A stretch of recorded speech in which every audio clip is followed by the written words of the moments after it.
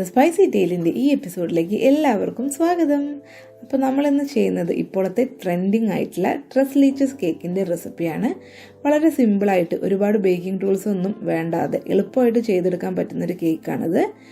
അപ്പോൾ ഇതിന് വേണ്ട ഇൻഗ്രീഡിയൻസ് എന്തൊക്കെയാണെന്നുള്ളത് ഇപ്പോൾ സ്ക്രീനിൽ എഴുതി കാണിക്കുന്നുണ്ട്. അപ്പോൾ ആദ്യമായിട്ട് നമുക്ക് കേക്ക് ഉണ്ടാക്കാം.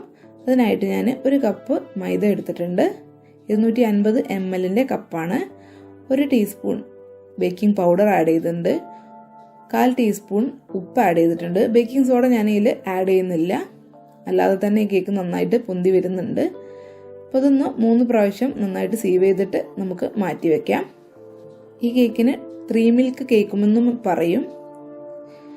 3 മുട്ട എടുത്തിട്ടുണ്ട്. അടുത്തതായിട്ട് നന്നായിട്ട് ബീറ്റർ വെച്ചൊന്ന് ബീറ്റ് ചെയ്ത് കൊടുക്കാം. മുട്ടയുടെ മഞ്ഞ കളറൊക്കെ മാറി ഒരു ഓഫ് വൈറ്റ് കളർ ആവണം. ഏകദേശം റെഡി ആയപ്പോൾ ഞാൻ 1 ടീസ്പൂൺ വാനില എസൻസ് ആഡ് ചെയ്തിട്ടുണ്ട്. എന്നിട്ട് ഒന്നുകൂടെ ഒന്ന് ബീറ്റ് ചെയ്ത് കൊടുക്കാം.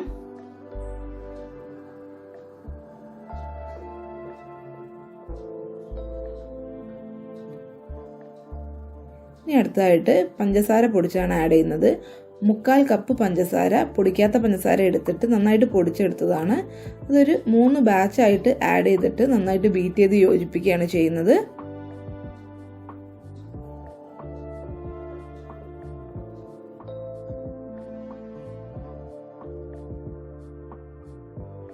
ഇനി അടുത്ത ബാച്ച് പഞ്ചസാര ആഡ് ചെയ്യാം.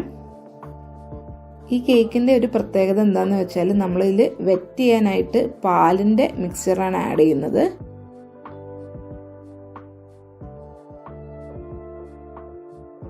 അപ്പോൾ അടുത്തായിട്ട് നമുക്കിതിൽ 1/4 കപ്പ് പാലൂടെ വേണം. അതുകൂടെ ആഡ് ചെയ്തിട്ട് ഒന്ന് ബീറ്റ് ചെയ്തെടുക്കാം.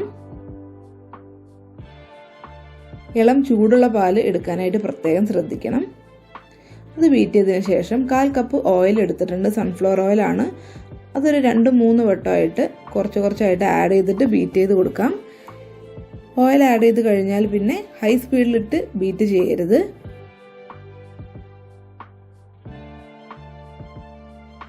ഇനി അടുത്തതായിട്ട് നമ്മളുടെ മൈദ മിക്സ്ചർ നമുക്ക് ഇതിലേക്ക് ആഡ് ചെയ്യാം. എന്നിട്ട് കട്ട് ആൻഡ് ഫോൾഡ് രീതിയിൽ ഒന്ന് മിക്സ് ചെയ്തെടുക്കാം. ഒരു 3-4 തവണയായിട്ടാണ് ഈ മൈദ മിക്സ്ചർ നമ്മൾ ആഡ് ചെയ്ത് കൊടുക്കേണ്ടത്, അല്ലെങ്കിൽ പെട്ടെന്ന് കട്ടയായി പോവും.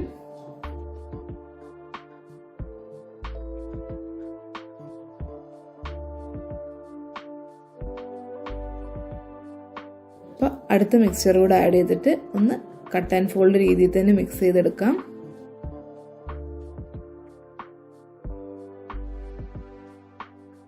അപ്പോൾ ലാസ്റ്റ് ബാച്ചും കൂടി ആഡ് ചെയ്തിട്ട് മിക്സ് ചെയ്ത് കൊടുക്കുവാണ്. കുറച്ച് കട്ടിയുണ്ടെന്ന് തോന്നിയപ്പോൾ ഞാൻ 2 ടേബിൾ സ്പൂണും കൂടി ഇളം ചൂടുള്ള പാല് ആഡ് ചെയ്തിട്ട് ഒന്നുകൂടെ മിക്സ് ചെയ്ത് കൊടുക്കുവാണ്.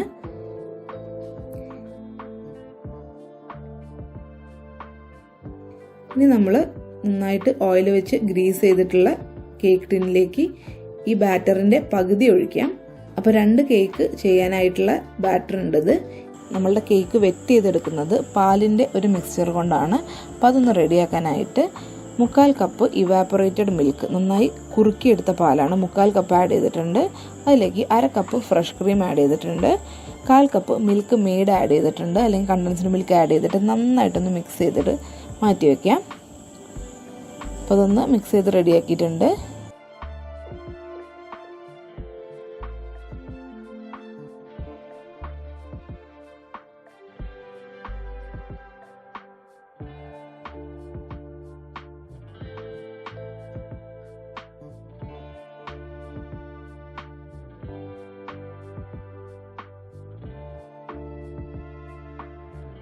അതിനുശേഷം നമ്മളുടെ കേക്കിൻ്റെ മുകളിലത്തെ പോർഷൻ മൊത്തം നന്നായിട്ട് നമുക്ക് ഒരു ഫോർക്ക് വെച്ചിട്ട് ഹോൾസ് ഇട്ട് കൊടുക്കാം. കത്തി വെച്ചിട്ട് വേണമെങ്കിലും ചെയ്യാം, കാരണം വെള്ളം പോലെ പാല് ഇറങ്ങി ചെല്ലില്ല. അപ്പോൾ നമ്മൾ നന്നായിട്ട് ഹോൾസ് ഇട്ട് കൊടുത്താൽ തന്നെ ഇറങ്ങി ചെല്ലുള്ളൂ. അങ്ങനെ നമ്മൾ തയ്യാറാക്കി വെച്ച മിൽക്ക് മിക്സർ വെച്ചിട്ട് ഇത് വെറ്റ് ചെയ്യാം.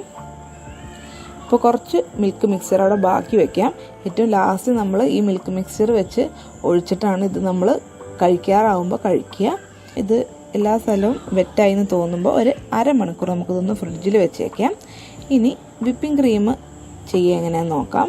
1/4 കപ്പ് വിപ്പിംഗ് ക്രീമേ ഞാൻ എടുത്തിട്ടുള്ളതിന്. അതിലൊരു 2-3 ഡ്രോപ്പ് വാനില എസൻസ് ആഡ് ചെയ്ത് നന്നായിട്ടൊന്ന് ബീറ്റ് ചെയ്തെടുക്കാം. ഏകദേശം ബീറ്റ് ചെയ്ത് റെഡി ആയിട്ടുണ്ട്. ഇനി ഇത് നമുക്ക് ഒരു പൈപ്പിംഗ് ബാഗിലേക്ക് മാറ്റാം. പ്രത്യേകിച്ച് നോസിലിൻ്റെ ഒന്നും ആവശ്യമില്ല. ഇനി നമ്മളുടെ കേക്കിൻ്റെ ഈ മുകളിലത്തെ പോർഷൻ മൊത്തമായിട്ട് നമുക്ക് ഈ വിപ്പിംഗ് ക്രീം വെച്ച് ഇങ്ങനെ ഒരു സിമ്പിൾ ഡിസൈൻ ആക്കിയിട്ട് കവർ ചെയ്ത് കൊടുക്കാം. ഓക്കെ, അപ്പോൾ ഏകദേശം ഫുൾ കംപ്ലീറ്റ് ആയിട്ടുണ്ട്. അതിലേക്ക് ഞാനിപ്പോൾ ഡെക്കറേറ്റ് ചെയ്യാനായിട്ട് ആഡ് ചെയ്യുന്നത് പിസ്തയും ബദാമും ചെറുതായിട്ട് അരിഞ്ഞതാണ്. ഡ്രൈഡ് റോസ് പെറ്റൽ ഉണ്ടെങ്കിൽ നിങ്ങൾക്ക് അതും വേണമെങ്കിൽ ആഡ് ചെയ്ത് കൊടുക്കാം. ഇപ്പോൾ ഗാർണിഷ് ചെയ്തിട്ടും കഴിഞ്ഞിട്ടുണ്ട്. അപ്പോൾ നമ്മളുടെ ഈ റെസിപ്പി എല്ലാവരും ഒന്ന് ട്രൈ ചെയ്ത് നോക്കണം. അടുത്ത എപ്പിസോഡിലൂടെ വീണ്ടും കാണാം. ബൈ.